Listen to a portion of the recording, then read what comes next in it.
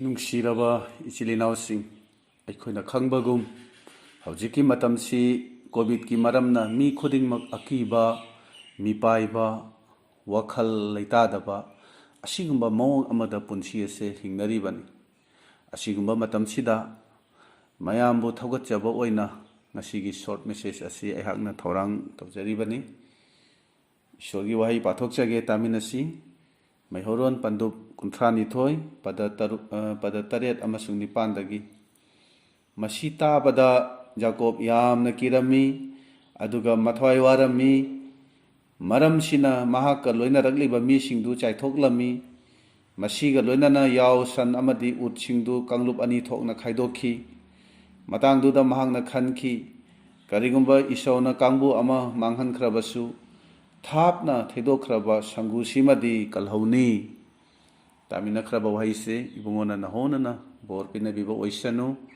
ꯑꯥꯃꯦꯟ꯫ ꯉꯁꯤꯒꯤ ꯑꯩꯍꯥꯛꯀꯤ short message ꯑꯁꯤꯒꯤꯗꯃꯛꯇ ꯊꯝꯖꯔꯤꯕ ꯍꯤꯔꯝ ꯑꯗꯨꯗꯤ ꯖꯤꯁꯨꯕꯨ ꯌꯦꯡꯁꯤ, ꯑꯀꯤꯕ ꯀꯣꯛꯅꯅꯕ ꯍꯥꯏꯕꯅꯤ꯫ ꯑꯩꯈꯣꯏꯅ ꯈꯪꯏ ꯌꯥꯀꯣꯕ ꯀꯅꯥꯅꯣ ꯍꯥꯏꯕꯁꯤ, ꯑꯗꯨꯕꯨ ꯃꯍꯥꯛꯀꯤ ꯍꯧꯔꯛꯐꯝꯒꯤ ꯃꯇꯥꯡꯗ ꯈꯖꯤꯛꯇꯪ ꯑꯩꯍꯥꯛ ꯍꯥꯏꯖꯒꯦ꯫ ꯑꯕ꯭ꯔꯥꯍꯥꯝꯒꯤ ꯃꯆꯥ ꯏꯁꯥꯛꯅꯤ, ꯑꯗꯨꯒ ꯏꯁꯥꯛꯀꯤ ꯃꯆꯥꯅꯨꯄꯥ 2, ꯑꯃꯅ ꯏꯁꯣ ꯑꯗꯨꯒ ꯑꯅꯤꯁꯨꯕꯗꯨꯅ ꯌꯥꯀꯣꯕꯅꯤ꯫ ꯕꯥꯏꯕꯜꯅ ꯍꯥꯏꯔꯤ, ꯌꯥꯀꯣꯕꯅ ꯃꯌꯥꯝꯕ ꯏꯁꯣꯕꯨ ꯅꯝꯊꯥꯛ ꯇꯧꯈꯤ, ꯑꯗꯨꯒ ꯃꯊꯪꯗ ꯃꯄꯥ ꯏꯁꯥꯛꯄꯨꯁꯨ ꯅꯝꯊꯥꯛ ꯇꯧꯗꯨꯅ ꯃꯌꯥꯝꯕꯅ ꯐꯪꯒꯗꯕ ꯕꯣꯔꯗꯨ ꯃꯍꯥꯛꯅ ꯐꯪꯈꯤꯕꯅꯤ꯫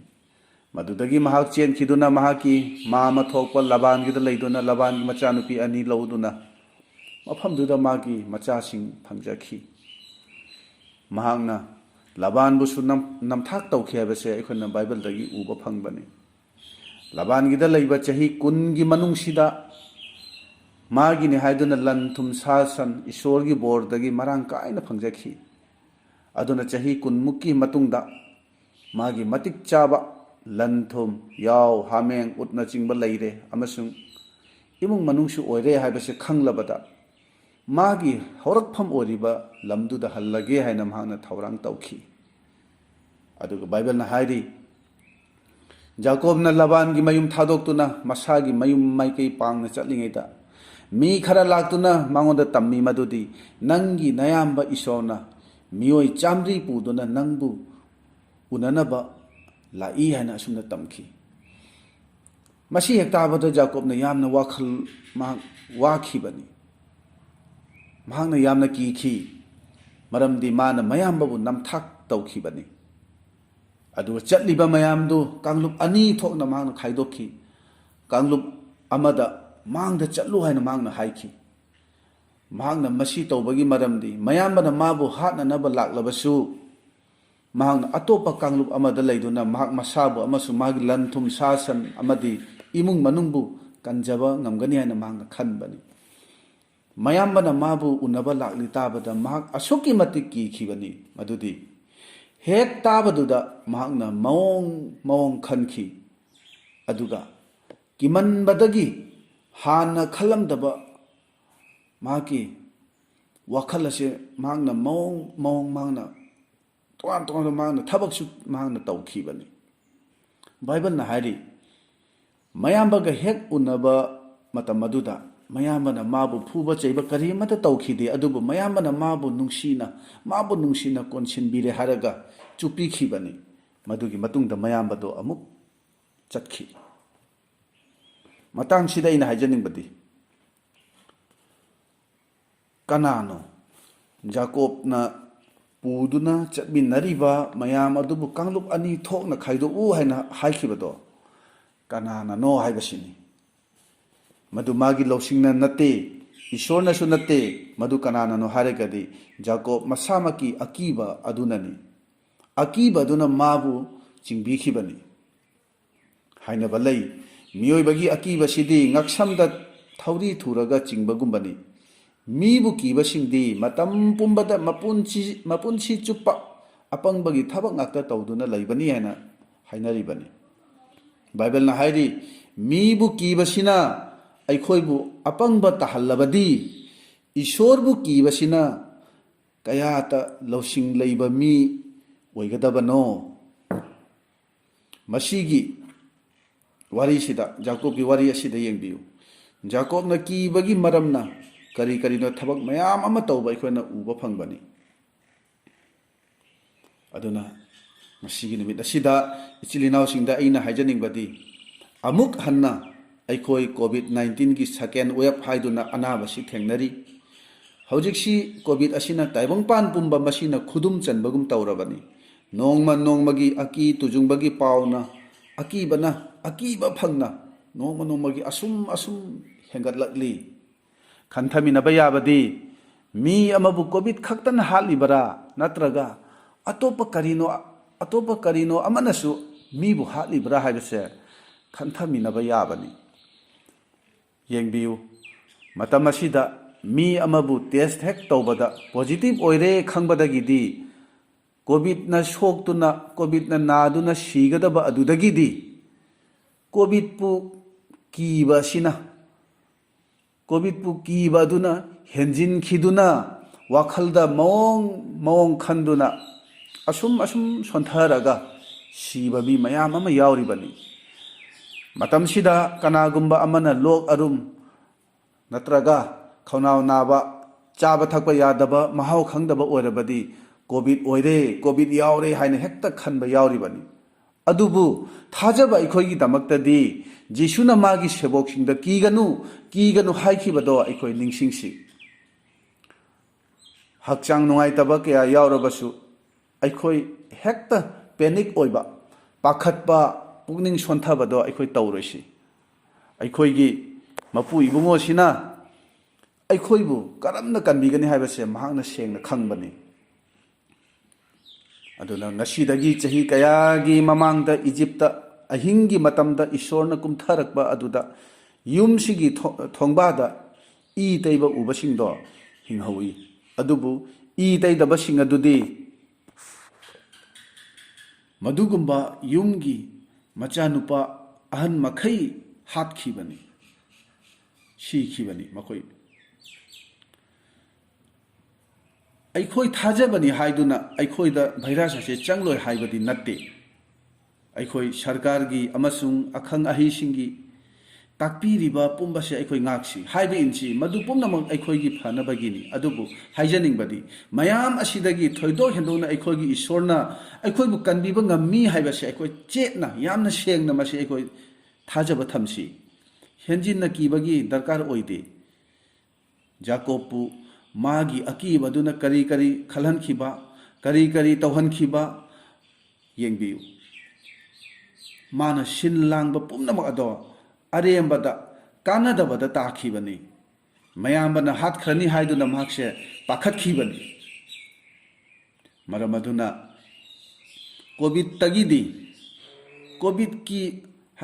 ꯀꯣꯚꯤꯗꯀꯤ ꯑꯀꯤꯕꯁꯤꯅ ꯍꯦꯟꯅ ꯑꯩꯈꯣꯏꯕꯨ ꯃꯤꯄꯥꯏꯍꯜꯂꯦ ꯍꯥꯏꯕꯁꯦ ꯃꯁꯤ ꯑꯩꯈꯣꯏ ꯈꯪꯃꯤꯟꯅꯁꯤ ꯑꯩꯈꯣꯏꯒꯤ ꯅꯥꯛꯌꯦꯠꯇ ꯅꯠꯇ꯭ꯔꯒ ꯑꯅꯛꯄꯗ ꯀꯣꯚꯤꯗꯀꯤ ꯑꯅꯥꯕ ꯂꯩꯔꯒꯗꯤ ꯃꯗꯨꯗ ꯑꯩꯈꯣꯏꯅ ꯇꯧꯒꯗꯕꯗꯤ ꯑꯍꯥꯟꯕꯗ ꯑꯩꯈꯣꯏꯒꯤ ꯃꯄꯨ ꯏꯕꯨꯡꯉꯣꯅ ꯑꯩꯈꯣꯏꯕꯨ ꯀꯟꯕꯤꯕ ꯉꯝꯃꯤ ꯍꯥꯏꯕꯁꯦ ꯑꯩꯈꯣꯏ ꯆꯦꯠꯅ ꯊꯥꯖꯕ ꯊꯝꯁꯤ ꯑꯅꯤꯁꯨꯕꯗꯗꯤ ꯑꯩꯈꯣꯏ ꯇꯤꯚꯤ ꯃꯣꯕꯥꯏꯜꯒꯤ ꯅ꯭ꯌꯨꯁ ꯑꯁꯦ ꯌꯦꯡꯕꯗꯤ ꯐꯩ ꯑꯗꯨꯕꯨ ꯃꯗꯨꯗ ꯍꯦꯟꯖꯤꯟꯅ ꯄꯨꯛꯅꯤꯡ ꯊꯝꯕꯗꯒꯤ ꯍꯦꯟꯅ ꯑꯀꯤꯕ ꯄꯣꯛꯏ ꯍꯥꯏꯕꯁꯦ ꯑꯩꯈꯣꯏ ꯃꯁꯤꯁꯨ ꯑꯩꯈꯣই ꯈꯪꯁꯤ ꯀꯤꯃꯟꯕꯗꯒꯤ ꯃꯁꯤ ꯑꯩꯈꯣꯏꯒꯤ ꯏꯃꯨꯡꯗ ꯃꯁꯤꯒꯤ ꯑꯅꯥꯕꯁꯤ ꯑꯩꯉꯣꯟꯗ ꯑꯣꯏꯔꯛꯄ ꯌꯥꯕꯅꯤ ꯍꯥꯏꯅ ꯃꯁꯤ ꯑꯩꯈꯣই ꯈꯟꯕ ꯍꯧꯏ ꯅ꯭ꯌꯨꯁ ꯑꯁꯤꯅ ꯃꯤꯁꯤꯡꯕꯨ ꯍꯦꯟꯅ ꯀꯤꯍꯜꯂꯤ ꯃꯔꯝꯗꯤ ꯑꯀꯤꯕꯒꯤ ꯄꯥꯎꯅ ꯑꯩꯈꯣꯏꯒꯤ ꯅ꯭ꯌꯨꯁ ꯑꯁꯤꯗ ꯄꯤꯛ ꯊꯜꯂꯤ ꯃꯁꯤ ꯃꯌꯥꯝꯁꯦ ꯈꯔ ꯂꯥꯏꯊꯣꯛꯅ ꯑꯩꯈꯣꯏ ꯈꯟꯕ ꯇꯝꯁꯤ ꯍꯦꯟꯖꯤꯟꯅ ꯀꯤꯔꯨꯕꯅ ꯀꯔꯤꯁꯨ ꯇꯧꯕ ꯌꯥꯔꯣꯏ ꯀꯔꯤ ꯑꯃꯠꯇ ꯇꯧꯕ ꯉꯝꯂꯣꯏ ꯍꯥꯏꯕꯁꯦ ꯑꯩꯈꯣꯏ ꯈꯪꯁꯤ ꯋꯥꯈꯜ ꯄꯨꯛꯅꯤꯡ ꯁꯣꯟꯊꯔꯛꯀꯅꯤ ꯑꯗꯨꯅ ꯅ꯭ꯌꯨꯁ ꯑꯁꯦ ꯈꯔ ꯇꯥꯁꯤꯟꯅꯗꯕ ꯎꯁꯤꯟꯅꯗꯕ ꯑꯩꯈꯣꯏ ꯐꯩ ꯃꯁꯤꯕꯨ ꯅꯨꯃꯤꯠ ꯆꯨꯞꯄ ꯌꯦꯡꯗꯨꯅ ꯇꯥꯗꯨꯅ ꯂꯩꯔꯒꯗꯤ ꯗꯤꯄ꯭ꯔꯦꯁꯟ ꯅꯠꯇ꯭ꯔꯒ ꯁ꯭ꯇ꯭ꯔꯦꯁ ꯑꯣꯏꯕꯒꯤ ꯑꯦꯠꯃꯣꯁꯐꯤꯌꯔ ꯑꯃ ꯅꯪ ꯑꯩꯒꯤ ꯏꯃꯨꯡ ꯃꯅꯨꯡꯗ ꯃꯁꯤ ꯂꯥꯛꯀꯅꯤ ꯍꯥꯏꯕꯁꯦ ꯃꯁꯤ ꯑꯩꯈꯣই ꯊꯥꯖꯕ ꯌꯥꯕꯅꯤ ꯑꯩꯈꯣꯏꯅ ꯈꯪꯃꯤꯟꯅꯕ ꯌꯥꯕꯗꯤ ꯋꯥꯍꯩ ꯑꯁꯤꯗ ꯁ꯭ꯄꯤꯔꯤꯠ ꯊꯋꯥꯏ ꯌꯥꯎꯏ ꯍꯥꯏꯕꯁꯦ ꯑꯩꯈꯣꯏ ꯈꯪꯁꯤ ꯑꯩꯈꯣꯏꯅ ꯀꯅꯥꯒꯨꯝꯕ ꯑꯃꯗ ꯋꯥ ꯍꯥꯏꯕ ꯃꯇꯝꯗ ꯏꯆꯝ ꯆꯝꯅ ꯑꯩꯈꯣই ꯋꯥ ꯑꯗꯨ ꯈꯛꯇ ꯍꯥꯏꯔꯤꯕꯅꯤ ꯍꯥꯏꯅ ꯑꯩꯈꯣꯏ ꯈꯟꯕ ꯌꯥꯗꯦ ꯃꯗꯨꯗ ꯁ꯭ꯄꯤꯔꯤꯠ ꯊꯋꯥꯏ ꯑꯃ ꯄꯤꯔꯤꯕꯅꯤ ꯊꯋꯥꯏ ꯑꯃ ꯌꯥꯎꯔꯤꯕꯅꯤ ꯍꯥꯏꯅ ꯃꯁꯤ ꯑꯩꯈꯣꯏ ꯈꯪꯕ ꯇꯥꯏ ꯖꯤꯁꯨꯅ ꯀꯔꯤ ꯍꯥꯏ ꯑꯩꯒꯤ ꯋꯥꯍꯩꯗ ꯊꯋꯥꯏ ꯑꯃꯁꯨꯡ ꯍꯤꯡꯕ ꯂꯩ ꯍꯥꯏꯅ ꯍꯥꯏꯕꯅꯤ Maram asina news asum taduna yengduna laibasida aikhoida akibagi thawai ama lakani. Akiba laklabadi thajaba mangkhini. Adubu thajaba leirabadi akiba mangkhini. Khanthaminasi aikhoi kanabu mafam piribano akibara natraga thajabara. Bible sida yamna nungaiba amasung thajaba wari ama yawi madudi Jisuna Anaba phanba chatkadaba nupi machado sire nupi machado sire haina hek tabada Jisuna ahanba maktada kari tawi mahangna madugi pawado tashin nakhide mawa lodabagi mawngda mak tuminna leikhi asigi matungda nupi machadugi mapa jairda kari hai kiganu thada thajawaina haibani yengbiu Jisuna negative oiba awa do taba matamaduda masabu mana protect tawbani adunadi nang ainasu negative wafam kaya dagi negative oiba paw mayam tariba asidagi isabu ngakthok jaba kaya ta maru oriba no haibado madu mase khoi khanthaminasi covid hariba anaba asidagidi magi akiba sina hena do mi singbu wahalibani maramdi asumna khalli makhoigumna nang aisu aigi family asidasu karigumba masigi anaba se laglabadi masi ta khanbada ipa pakhatlaga mi singa se hojik se lairibani hakchang khajiktang nungai tabada covid oiraboi khanduna asum naba hore madudai amu henjin khiduna hospital jawradi sire lore hojik se khona khangbagumna hospital asidasu khoigi miyoibagi part masi lalon bagi business tawbagi video kya ama eikhoi uribani maduna eikhoi cheksinsi taibang pana sida khwaidagi sathiba killer di stress hariba asini Mahiron da yengladi mina chahi chanipan chamapan punsiwa ikhoina uwa phangi hojikti migi punsi se chahi yangkhai humbu yamlabada humbutra da pumloi loire masigi maramdi atai karisu natte stress asini depression asini aikhoi hakchang nungai trasu test tawthoklaga loire positive oiba tarasu lying laga hekta cure oiba yabu potni mi kharadi koithok luraga yumda hanjilakpasida paw mayam ama madusu aki tujungbagi paw ngakta puraga lakpa yawi masisu atopa tv news amani masisu aduna aina hajaning badi imung manungda depression oiba yaba karimata tawrosi haibase ai masikanna hajaning bani matam sida ingthana leiba yaba kharaga amuk hanna ai hajage ahan badadi mamangda haikrabagumna news ase yamna henjinna important kiroisi ani subadadi Jisuna anirak subo ina laklamdai gi khudam mayam ama hairaga matungda aroibada amaga hairi madudi nakhoina khudam mayam asi thoklaraba urabada nakhoi mathaklomda yankhallu hairi nakhoi gi handok pibado naksille khangwaina hairi bani Luk kunmathoigi kunipanda aduna dharma chenba haibasidi nungsa maisa hena kanba matam maduda numitki mangalna hena nganbagumbani taibang pana sida makhal gi awa ana chak tangba laina lai chattholabasu aikhona ningsingba yabadi bible gi wahida ishor gi wahya sida wasak piba yauri madu nang aigi damaktani haibase masi aikhoi khangminasi aikhoi na mathaklomda Jisu Krista da yankhatlabadi taibang pan bagi amamba matam asidasu numit kumna ngangani haibase aikhoi ningsing ba phai aduna tariba uriba news mayam ase khara tasinadaba tamsi Jisubu yengjasi aikhoi Jisubu yengsi Bible paduna haijaduna aikhoi leisi khudongchaba leirabadi fellowship tawminasi thawaibu mathau haptuna Jisubu unanaba thaurang tawduna leisi madugi numit adugi harau nungai bado eikhoi gi thawai asida khaurang ba phawansi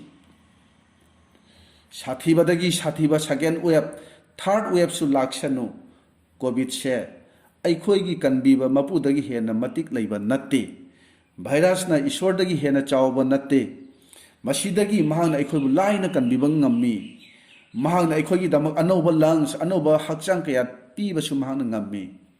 siba amadi hingba ishwar gi khuttani wakhalna sagallaga henjinna kidana ba eikhoi honasi siba phawa thajaba yaba oyu phongdokpiba anigi tarada aroiba phawba khangba duna hingba phangjagani hairi phatraba matam asidasu ishorna kanbinabagi damak thaujanbigani nungsiraba chilinausing wafam ani khakta aina kanna haijaningbadi aki tujungbagi wakhal sonthanbagi phattaba paw ngakta asum yenghanduna leiriba matam asigi news asida eikhoi pukning thamloisi eikhoi mathak lomda Jisubu eikhoi yengjasi Jisubu yengjasi eikhoi phattaba thawaina matam pumbada thajaba eikhoi gi punsida thabak ama tawi madudi yengbiu eden laikolda leiriba pumnamak ado loina chaba yai mayam dugi marakta ama khaktani chaganu hana ishwarna thingkhibado adubu shaitanna laklaga ishwarna yadaba pot adu khaktada focus tawhankhibani shaitanna matam pumbada ishwarna eikhoi damak phatte hariba ishwargi yathang thugaiba thabak singdo adugumba khaktani mana yengnanaba taunanaba amasu wakhal khannanaba miyoibada insilibado masi khaktani khannuna yengbiu jisuna angang oiringai mamaga mapagana mabu ningna sangda purakhi ningna sangduda simon kauba ama leirammi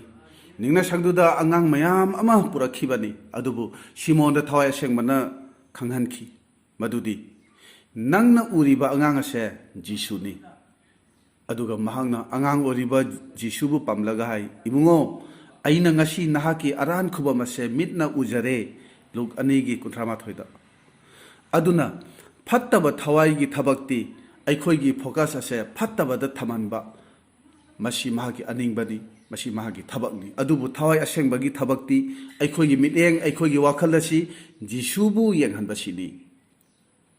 amukanna aina hajaningbadi eikhoi jisubu yengsi Jisubu yengba tamsi aduga nungtigi yumdagi thoklamdaida ishorda eikhoi haijasi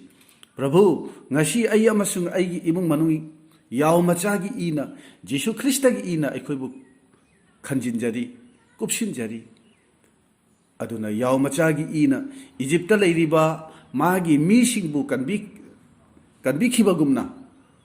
eikhoi bu mahangna kanbigani mahangna eikhoi bu ngakpi senbiri haibase matam pumbada eikhoi ningsingminasi takhrabo hayase ishorna bor pinabiba oirasanu amen